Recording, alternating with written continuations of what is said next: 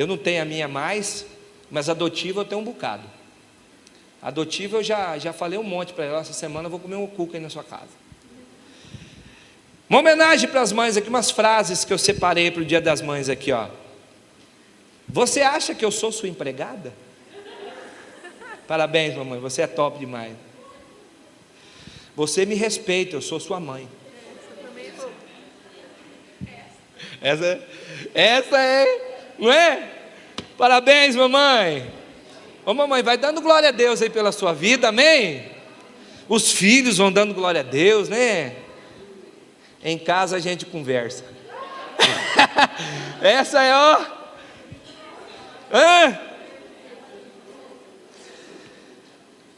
Quando eu tinha a sua idade, eu trabalhava e estudava. Você joga na cara mesmo, né? Para humilhar. Estou homenageando as mamães aqui. Isso aqui é uma homenagem pessoal, tá? Tá bom? Se correr vai ser pior. Parabéns, mamãe, vocês são top demais. Engole esse choro, senão vou dar um motivo para você chorar de verdade. E os filhos estão dando assim, é isso aí mesmo, hein? Engole esse choro, senão vou dar um motivo para você chorar de verdade. Quando você for dono do seu próprio nariz, aí você faz o que você quer ser, menina. Aqui quem manda,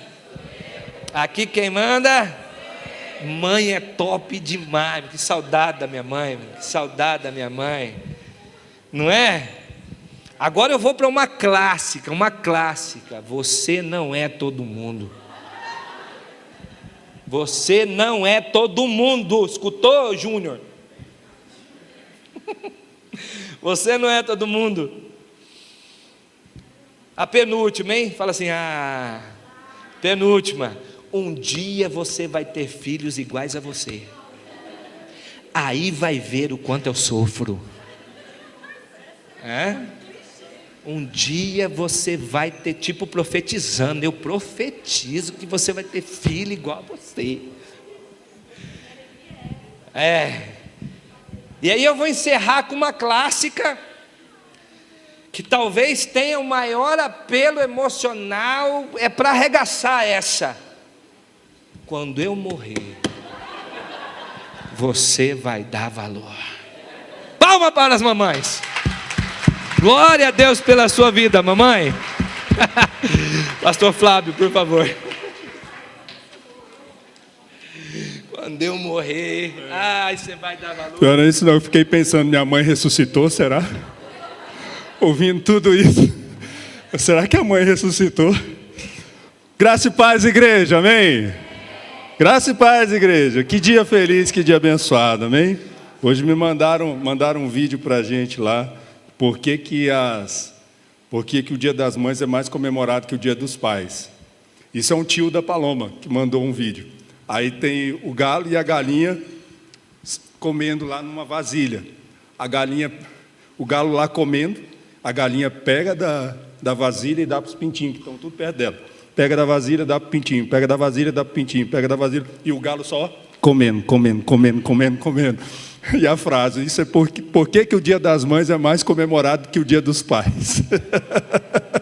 Como se comemora com mais alegria. Olha ela que rindo, concordando. Ai, queridos, abra sua Bíblia, por favor, lá em Josué, capítulo 2, o 6º livro da Bíblia. Josué, capítulo 2. Glória a Deus.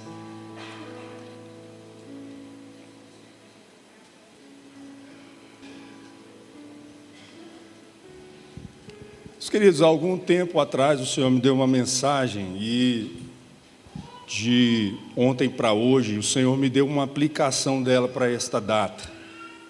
Uma aplicação dessa mensagem. O título dessa mensagem que Deus me deu é A Mensagem do Mar Vermelho, ou a História do Mar Vermelho. E o Senhor me levou a trazer uma aplicação em razão da data, que é o Dia das Mães, mas que serve para todos nós, essa mensagem, amém? Josué capítulo 2, o texto é longo, nós vamos ler esse texto e vamos pausando e fazendo uma reflexão sobre ele. O livro de Josué, aqui nesse começo, deixa eu contextualizá-los. O livro de Josué, esse momento marca os momentos que antecedem a entrada do povo de Israel na terra de Canaã. 80 anos se passaram desde o dia em que Deus tirou o povo de Israel da terra do Egito. Deus tirou o povo da terra do Egito e da escravidão de Faraó, os fez passar pelo deserto. 40 anos depois eles chegam à terra prometida, porém, a Bíblia diz lá em Números, no capítulo 13 e 14, conta o momento em que Moisés envia 12 espias, 12 líderes das tribos de Israel, um líder de cada tribo, para espiar a terra prometida. E eles passam 40 dias na terra, espiando a terra, vendo se a terra era do jeito que Deus havia prometido, uma terra fértil, uma terra que mana leite e mel. E eles retornam, depois desses 40 dias, com provas da bênção nas mãos. E com a prova das bênçãos, da promessa de Deus nas mãos, 10 desses líderes começam a murmurar contra Deus, dizendo a Moisés que Moisés tinha levado eles até lá para morrerem, porque a terra tinha gigantes, porque a terra era de guerreiros, de soldados, era uma terra cujos seus moradores eram gigantes e eles eram como gafanhotos diante deles. E esses homens, esses 10 líderes, contaminaram as suas tribos. Mas Josué e Calebe, os 2 líderes, um de Efraim e outro de Judá, se levantaram e disseram assim: não, Deus fez uma promessa, e nós vamos conquistar, como pão nós vamos devorá-los. E por causa dessa ousadia de Josué e Calebe, Deus disse o seguinte: somente Josué e Calebe vai entrar dessa geração que saiu do deserto.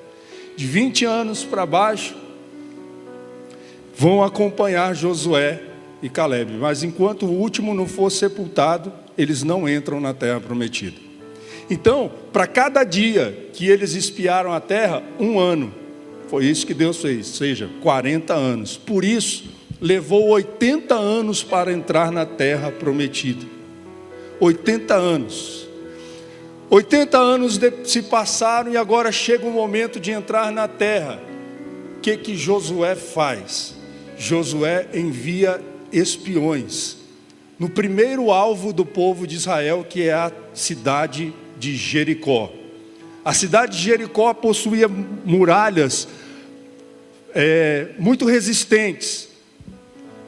Era a cidade mais fortificada de Canaã. E foi o primeiro desafio do povo de Israel. Primeiro desafio de conquista do povo de Israel. Porém, é importante também salientar uma coisa, já que a mensagem é do Mar Vermelho, entendermos que as coisas que foram escritas, as coisas que se encontram aqui no Velho Testamento, são sombra das coisas futuras. Ou seja, a história, toda a narrativa do Velho Testamento, ela é sombra do Novo Testamento. Por isso, muitas vezes, quando eu vou aconselhar os irmãos a estudar, a lerem a palavra de Deus, que comecem pelo Novo Testamento. Senão ele não vai entender o Antigo, e especialmente pelo Evangelho de João. E se tiver alguma dúvida acerca dos rituais, dos sacrifícios, leia a carta de Hebreus. Ela explica tudo. Existe um personagem central que é Jesus Cristo, e isso nos ajuda a entender as Escrituras. Mas, exemplificando o que eu quero dizer acerca da sombra das coisas futuras, é o seguinte: olhando aqui para o telão, não sei se todos conseguem ver, todo mundo consegue enxergar a sombra da minha mão no telão? Beleza. Olhando somente para a sombra, você sabe que é uma mão, correto? Beleza? Mas você não sabe dizer se essa mão que está ali, que você vê na sombra, tem um sinal igual a minha mãe tinha, só que da minha mãe era na mão esquerda. Você não sabe dizer se tem uma cicatriz, que foi um acidente na portaria do prédio, quebrei um vidro. Você não sabe dizer detalhes, nem mesmo a cor dessa mão. Você não sabe dizer nem mesmo o tamanho dela, porque se me aproximo da luz, minha mão cresce. Se eu me afasto da luz, minha mão na sombra diminui. Correto? Esse é o Velho Testamento. A sombra é o Velho Testamento. Ela é sombra das coisas futuras, do novo. E tanto o velho quanto o novo tem um personagem central, Jesus Cristo. Então tudo o que acontece ali, nessa história, nessa passagem, tem uma sombra. É uma sombra de algo que aconteceu nas nossas vidas hoje.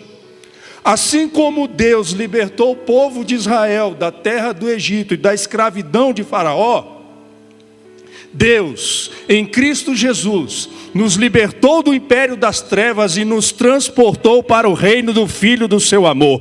Quando essa canção diz que nós estamos assentados com Ele nas regiões celestiais em Cristo Jesus, é uma referência de Efésios, que nos fala isso, que nos traz essa verdade. Você está sentado nesse banco aí, mas você tem um lugar ao lado de Jesus Cristo, assentado com Ele nas regiões celestiais. Há uma autoridade sobre a sua vida e sobre a minha vida. Amém? Posso ouvir amém? Amém. Glória a Deus. Então, é sombra das coisas futuras. O que aconteceu quando Deus libertou o povo do Egito? O principal evento dessa libertação não foram as 10 pragas somente, mas o mar vermelho se abrindo. Ali é o fechamento, ali é a conclusão daquele período de escravidão.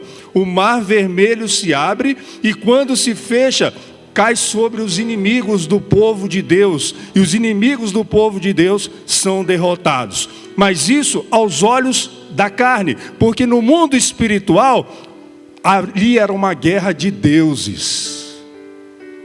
Deus guerreando contra os deuses dos egípcios. Você já ouviu a expressão divisor de águas? É por causa dessa passagem, da abertura do Mar Vermelho. Ela marca um novo período na vida de Israel.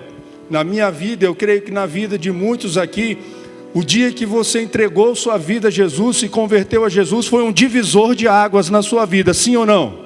Ou seja, foi um marco, algo que determina um novo momento, uma nova passagem, um novo estágio na sua vida.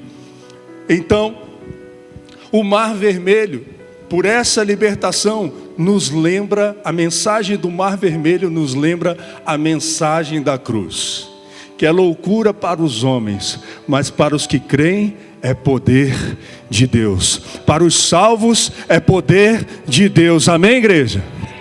Então veja, o Mar Vermelho é sombra das coisas futuras. Mas o que tem a ver essa passagem com o Mar Vermelho? Irmãos, vem comigo aí. Eu estou contando tudo isso porque tem algo importante para nós, para as nossas vidas aqui nessa noite. Josué capítulo 2, do verso 1 em diante. Acompanhe comigo, por favor. De Sitim enviou Josué, filho de Num, 2 homens, secretamente como espias, dizendo: andai e observai a terra de Jericó. Foram, pois, e entraram na casa de uma mulher prostituta, diga prostituta, cujo nome era Raabe, diga Raabe, e pousaram ali. Então se deu a notícia ao rei de Jericó, dizendo: eis que esta noite vieram aqui uns homens dos filhos de Israel para espiar a terra. Mandou, pois, o rei de Jericó dizer a Raabe: faze sair os homens que vieram à terra. Verso 4. A mulher, porém, havia tomado e escondido os 2 homens, e disse: é verdade que os 2 homens vieram a mim, porém eu não sabia de onde eram. Havendo-se de fechar a porta, sendo já escuro, eles saíram, não sei para onde foram. Ide após eles depressa, porque os alcançareis. Ela, porém, os fizera subir ao eirado e os escondera entre as canas de linho que havia disposto em ordem no eirado. Foram-se aqueles homens após os espias pelo caminho que dá aos vales do Jordão, e havendo saído os que iam após eles, fechou-se a porta. Uma pausa aqui. Queridos, essa mulher, Raabe, ela protegeu esses espiões israelitas que foram até a cidade de Jericó. Ela, obviamente, mentiu para aqueles homens, porque eles estavam escondidos no eirado, ou seja, numa espécie de sacada, terraço. Eles estavam escondidos entre as canas de linho, lá as bobinas de linho. E ela fez com que esses homens do rei tomassem um outro caminho à procura deles. E agora vem um momento muito interessante dessa história. Verso 8: antes que os espias se deitassem, foi ela ter com eles ao eirado e lhes disse: prestem atenção nas palavras dessa mulher, meus irmãos. Prestem muita atenção nas palavras dela. Olhe com muito carinho, com muito detalhe. Bem sei que o Senhor vos deu esta terra. Bem sei, em outras palavras, que Yahvé vos deu esta terra. E que o pavor, o medo de vocês caiu sobre nós. Eles estavam como, irmãos? Com medo dos israelitas. E que todos os moradores da terra estão desfalecidos diante de vós. O que essa mulher está dizendo? Ela está dizendo o seguinte: nós sabemos o propósito de Deus na vida de vocês. Eu quero dizer para vocês, irmãos, que existe uma mensagem na sua vida, e que ela chega primeiro, em qualquer lugar que você for, ela chega antes de você. Ela chega antes de você. Preste atenção, ela está dizendo isso 80 anos depois que o povo de Israel saiu do Egito. 80 anos depois, a mensagem do Mar Vermelho está ecoando no coração dos povos ao redor. E o simples fato deles se aproximarem da terra já trouxe o quê? Medo. Isso é o que acontece no mundo espiritual quando você está indo para o seu trabalho. A mensagem já chegou antes no reino do Espírito. Os demônios já estão assim: lá vem ele, lá vem ela, porque eles têm uma mensagem com eles. Quando você está indo para a escola, o mundo espiritual já está dizendo: tem uma mensagem com eles. Tem uma mensagem com aquele garoto, tem uma mensagem com aquela garota, tem uma mensagem com aquele rapaz, com aquela moça, tem uma mensagem com aquele homem, com aquela mulher. Eles já estão chegando.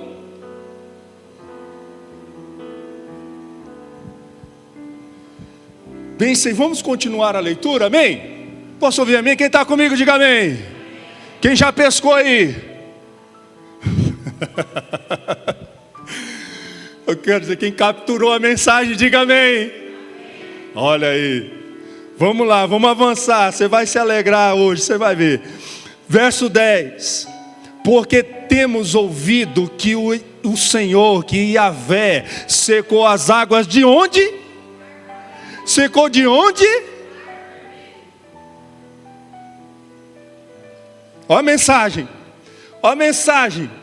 Secou as águas do Mar Vermelho diante de vós quando saís do Egito, e também o que fizeste aos dois reis dos amorreus, Seom e Og, que estavam além do Jordão, os quais destruístes. Verso 11. Ouvindo isto, desmaiou-nos o coração, e em ninguém mais há ânimo algum por causa da vossa presença. Porque o Senhor, por causa da vossa presença, o Senhor vosso Deus é Deus em cima nos céus e embaixo na terra. Olha a declaração dessa mulher: o Senhor vosso Deus é Deus em cima nos céus e embaixo na terra.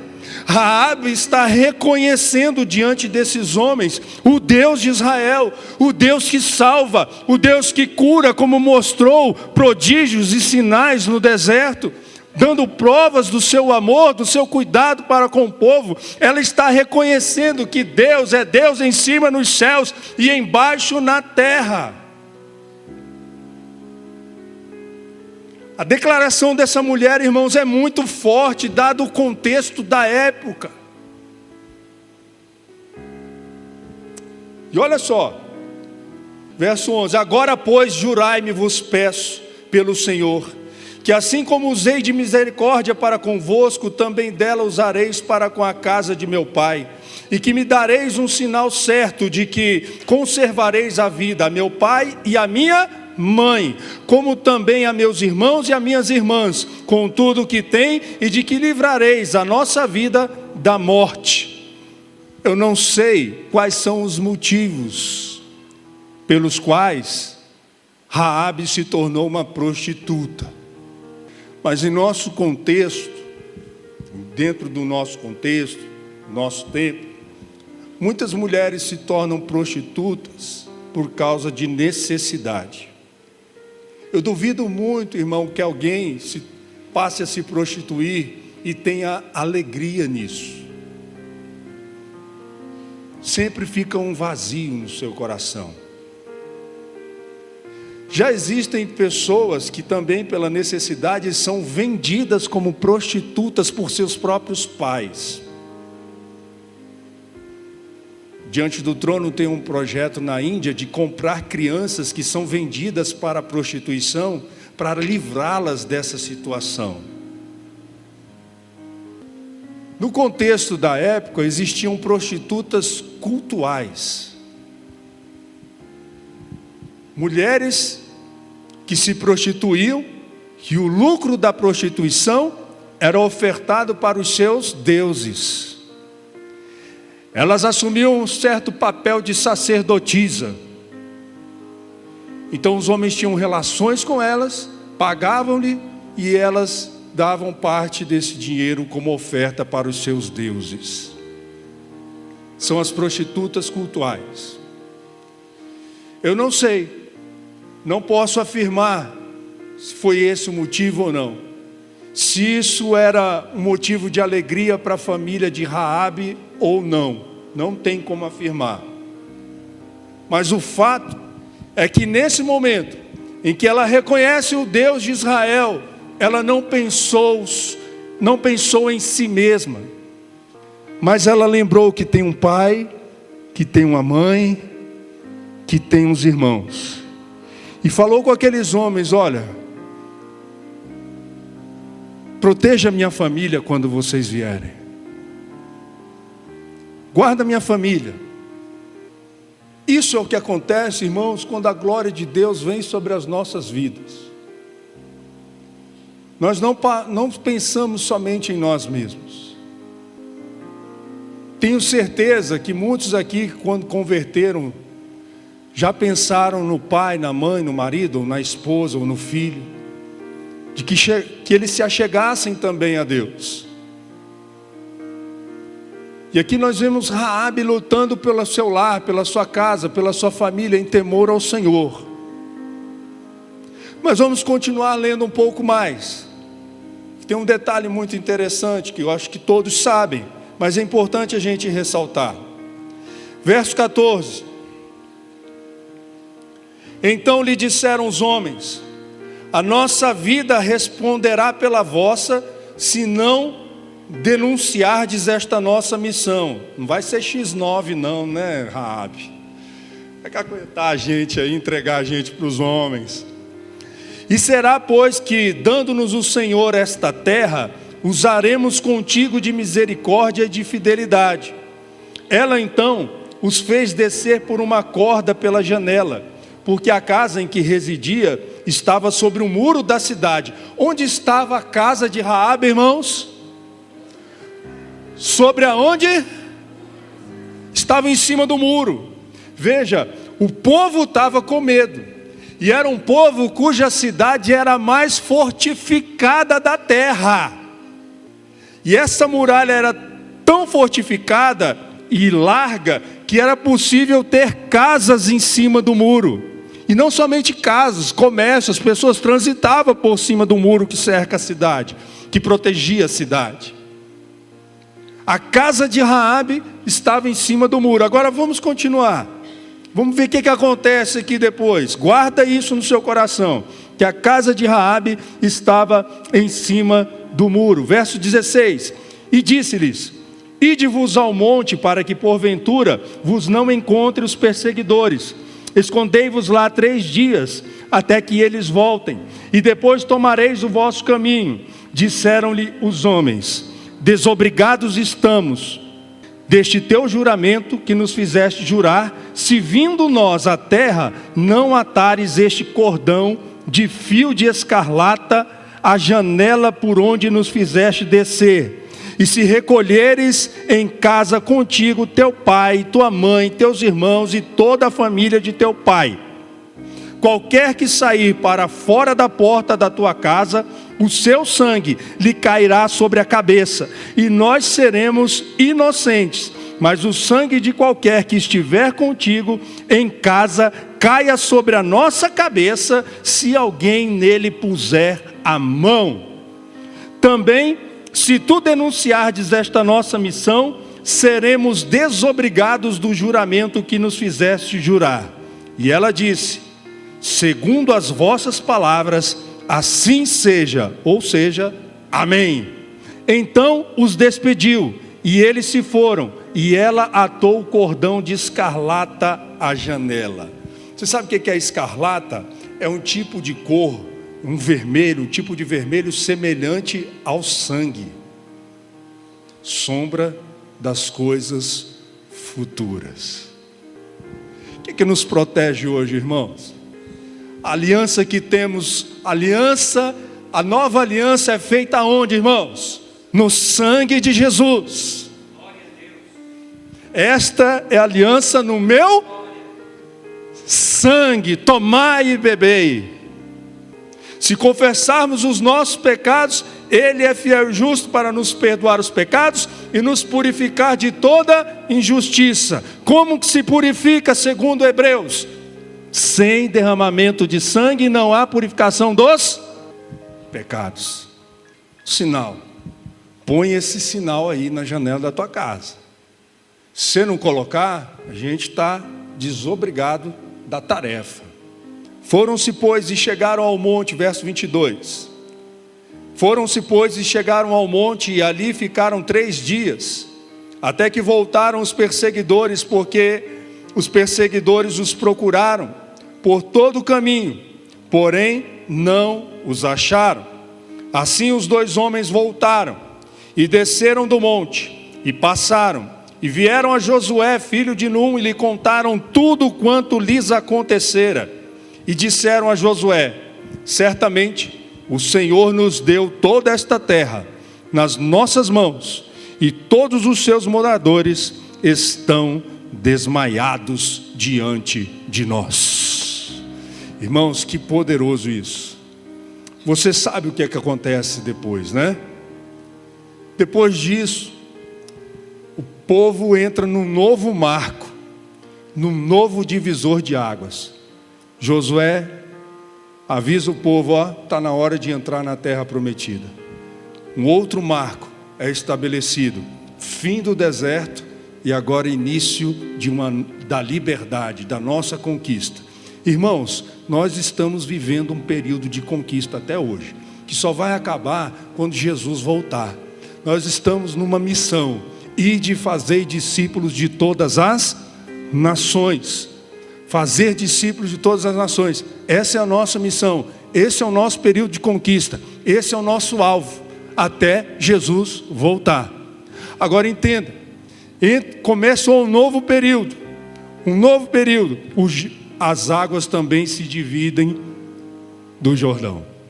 Quando os pés do sacerdote que carregavam a arca tocaram o rio Jordão, as águas baixaram, eles atravessaram a seco, pegaram 12 pedras, fizeram um círculo de pedras que se chama Gilgal. Gilgal significa círculo de pedras. Ali eles começaram a restabelecer uma aliança. É o primeiro altar na Bíblia no formato de círculo. Então cada pedra representando uma tribo de Israel, e ali eles começam uma restauração, um renovo. Os que nasceram no deserto e acompanharam Josué foram circuncidados. Quando eles comeram o fruto da terra, o maná parou de cair do céu. Quando eles começaram a comer do fruto, ali eles celebraram também a Páscoa. E agora vem a missão. Primeiro passo de conquista, Jericó. Deus dá instrução, chega para Josué e diz assim: olha, vocês vão dar 7 voltas. Vocês vão dar voltas durante 7 dias. No primeiro dia, uma volta. No segundo dia, outra volta. No terceiro dia, outra volta. No quarto dia, no quinto dia, no sexto dia. Quando chegar no 7º, vocês vão dar 7 voltas num dia só. Ao todo, 13 voltas. 13, né? Quem está bom de português aí, fica ligado. Não complica a matemática jogando letra nela, irmão. Vocês sabem, né? Já riram ali, o pessoal já viu o vídeo na internet. Já chegou para mim também, né? O lance da matemática complicada, né? Pois é, esses endemoniados, não sei, também concordo com ele. 13 voltas ao todo. Na última volta, os sacerdotes iam tocar a trombeta, que era um chifre de carneiro montês, e eles tocavam a trombeta e o povo gritava: ah! E as muralhas? Diga mais forte: e as muralhas? Rapaz, no grito. Isso quer ganhar no grito, né? Será que é essa daí que vem a expressão? Ganhar no grito? Não sei se é daí. Não sei essa etimologia aí não, mas o fato é o seguinte, que eles gritaram e as muralhas caíram, e eles invadiram Jericó e tal, etc. Mas onde que estava a casa de Raabe? Onde estava a casa de Raabe? Não, peraí, vocês perderam, eu quero ouvir vocês dizerem. Onde estava a casa de Raabe? Diga bem forte: em cima do muro. Está melhorando. Tem alguém na dúvida? As muralhas caíram, mas a casa de Raabe não caiu, e ela estava em cima da muralha. A gente, nossa natureza, é tendenciosa a ficar especulando em coisas mirabolantes, como as muralhas caírem. Isso é um prodígio, de fato, mas o maior milagre é a casa dela ter ficado em pé.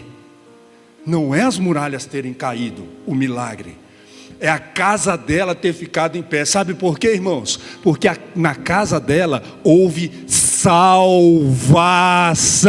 Pode repetir comigo? Na casa de Raabe houve salvação. Dê um aplauso ao Senhor Jesus então. Não, é para Jesus, mais forte, irmão. Na casa de Raabe houve salvação. Isso é o milagre. Esse é o verdadeiro milagre. Na casa dela houve salvação, irmãos. As muralhas caíram, que espetáculo, que coisa poderosa. Mas mais poderoso do que isso é a casa dela ter ficado em pé. Sabe por quê? Que embora a casa de Raabe estava em cima do muro, ela não estava em cima do muro no que diz respeito a crer em Deus. Glória! Irmãos, nós estamos vivendo tempos muito difíceis, muito complicados. E é tempo, nunca como antes na história, é tempo da gente se posicionar. Sempre foi, mas hoje muito mais. Porque nós entendemos que o dia do Senhor se aproxima. O dia do Senhor se aproxima cada vez mais. E é tão importante que nós nos posicionemos, nos colocamos diante de Deus. Nossa, a gente vê, o pastor sabe muito bem disso. Os líderes sabem muito bem disso. E eu creio que vocês também sentem isso. A dificuldade que é criar filhos. Você não sabe que escola que põe. Você não sabe se educa para o mundo ou se educa para o Senhor. Você não sabe se prepara ele para ser um advogado ou para ser um pastor. Não é uma obrigação. Você não sabe o que diz. Você não sabe o que ensina. Irmãos, deixa eu dizer uma coisa para vocês. Me perdoa. Me perdoa. Mas sabe qual? Você quer destruir a personalidade de uma criança? Quer destruir a personalidade de uma criança? Faz o que fizeram com a gente. Pergunta para ela o que ela quer ser quando crescer. Presta atenção, olha, raciocina comigo. Ó. Quando aparece essa pergunta, o que você quer ser quando crescer, você pensa no quê? Numa profissão, correto? Sim ou não? Você já pensa numa profissão. O que você quer ser quando crescer? Aí já pensa numa profissão. Eu quero ser doutor. Só que existe médico bom caráter e médico mau caráter. Então a sua profissão não define quem você é. Define o que você faz. O que você faz? O que você quer fazer, meu filho, quando você crescer? Porque ser, você já é. Você é um cara sensacional. Você, cara, é um cara extraordinário, é corajoso, é alegre, é interessado pelas coisas. É um menino de Deus, uma menina de Deus. Você conhece Jesus. Jesus está dentro de você. Você ama as pessoas. O caráter de Cristo está em você.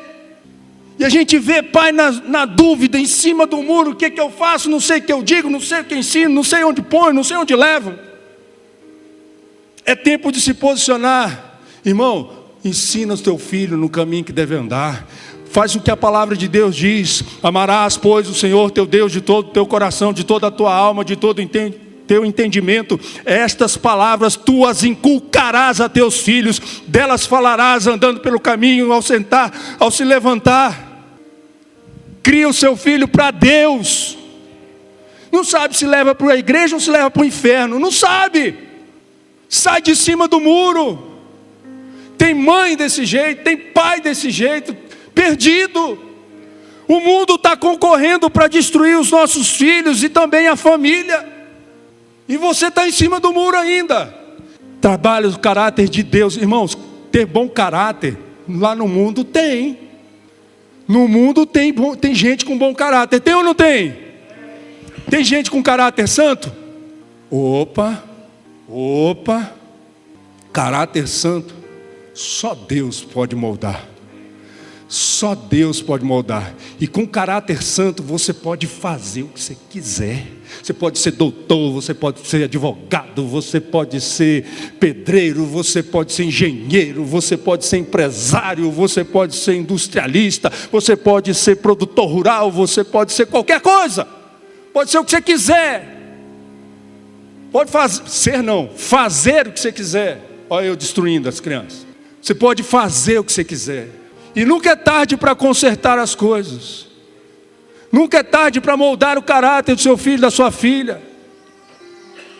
Nunca é tarde para chegar para eles e dizer para eles o que eles são. Eu sou o que dizes que eu sou. E o que ele diz que nós somos? Ensina para o teu filho. O Espírito Santo vai moldar o caráter dele, vai santificar o caráter dele, que é muito mais do que ter um bom caráter. Que tem muita gente lá para fora que tem um bom caráter, fundamentado no quê? No livro que leu, na historinha que o papai e a mamãe contou. Nada errado, nada contra. Só quero dizer que isso é areia. Porque no dia que vierem as chuvas, as tempestades, os ventos soprarem contra a casa, vamos ver se ela vai ficar em pé, se esse bom caráter vai ficar em pé. No dia que pisarem no calo, vamos ver se esse bom caráter vai ficar em pé. Se você não vai querer matar também. Se você não vai querer mandar político X, Y para o inferno, amaldiçoar a vida dele. Vamos ver. Isso é diferente, irmãos. Ter caráter santo é diferente. Tem irmãs que eu ouvi umas vezes, as jovens, na época que eu liderava jovens.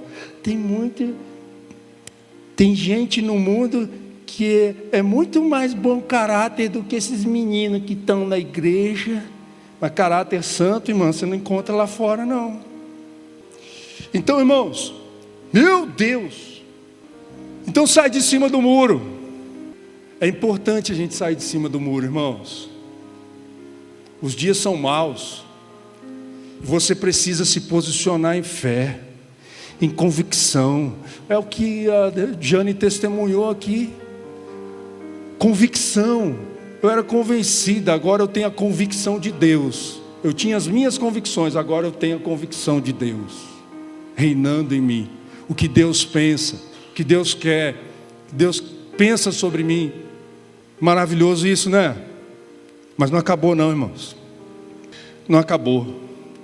Eu quero desejar às mães um feliz Dia das Mães, encerrando com esse texto que nós vamos ler agora. Mateus capítulo 1.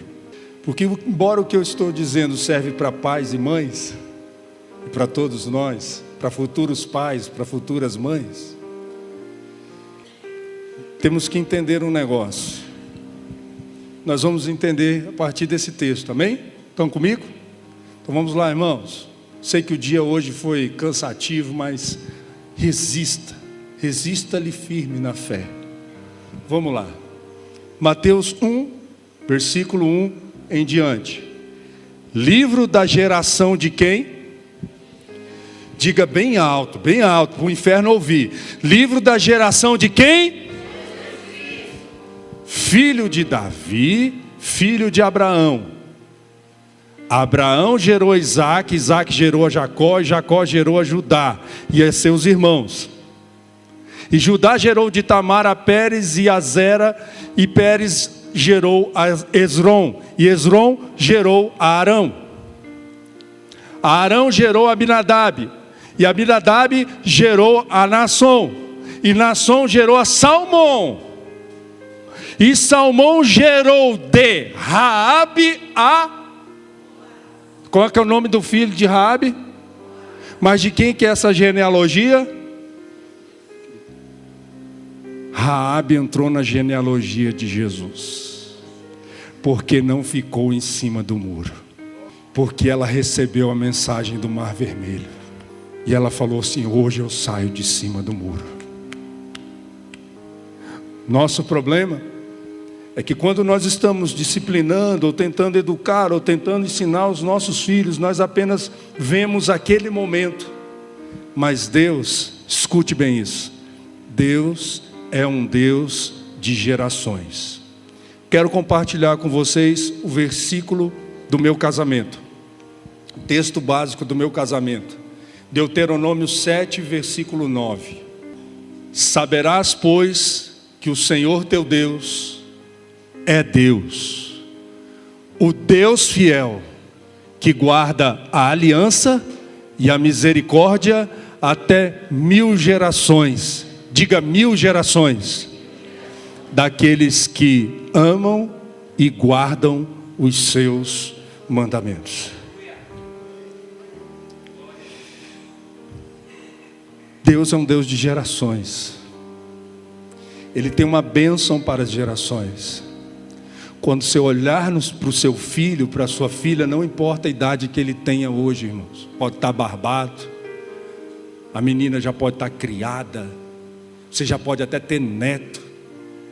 Quando olhar para os seus filhos, pense em gerações, porque Deus é poderoso para fazer infinitamente mais do que pedimos ou pensamos.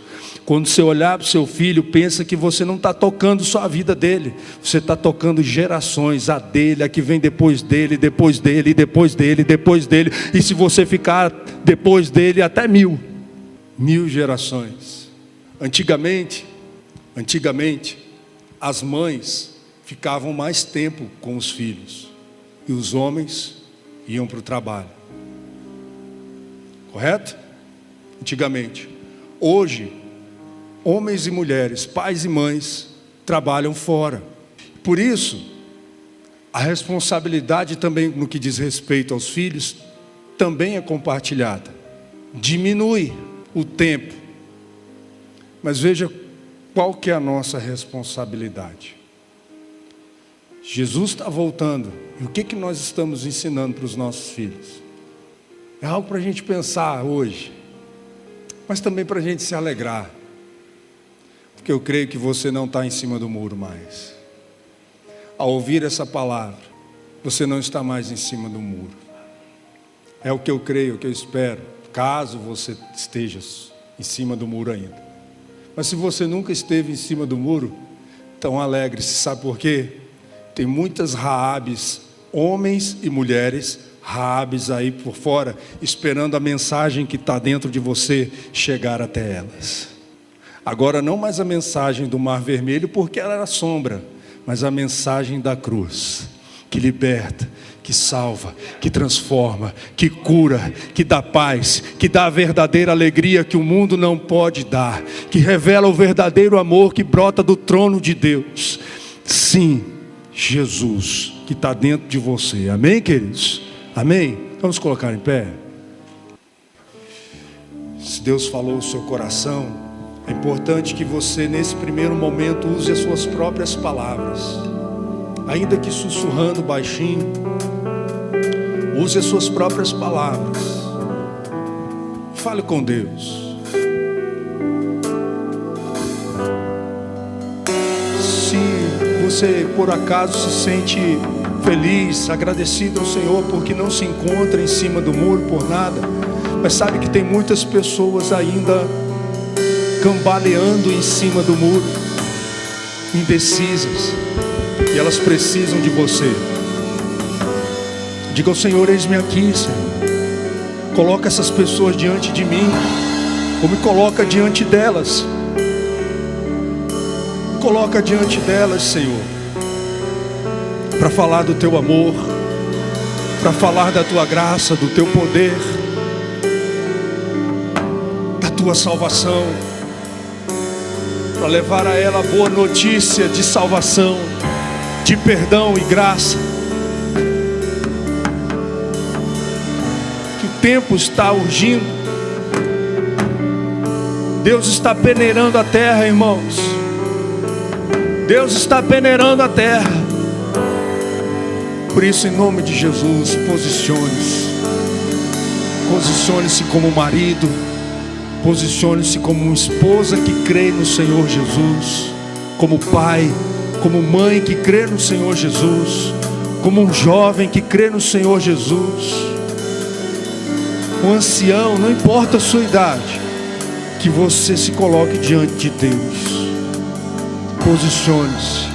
É tempo de sair de cima do muro. Não é tempo para ficar cogitando entre dois pensamentos. Fala com o Senhor: usa-me, Senhor. Usa-me, guia-me, Senhor, mostra-me, Senhor, ó Deus, revela-me, Senhor, o teu coração, manifesta, Senhor, ó Deus, a tua santidade. Senhor, abre os nossos olhos para a obra da cruz, para a mensagem da cruz, que traz perdão, que traz cura, que traz salvação, que traz restauração. Abre os nossos olhos, Jesus. Abre os nossos olhos, Senhor. Aleluia. Tem esse tempo na presença do Senhor, queridos. Tem esse tempo, ore ao Senhor. Fale com Deus. Abre o seu coração. A sua boca é a porta do seu coração. Fale com Ele nessa hora, em nome de Jesus. Será que você é capaz de fazer uma declaração como esta sobre Deus, como Raabe fez? Abra a sua boca, ela é a porta do seu coração.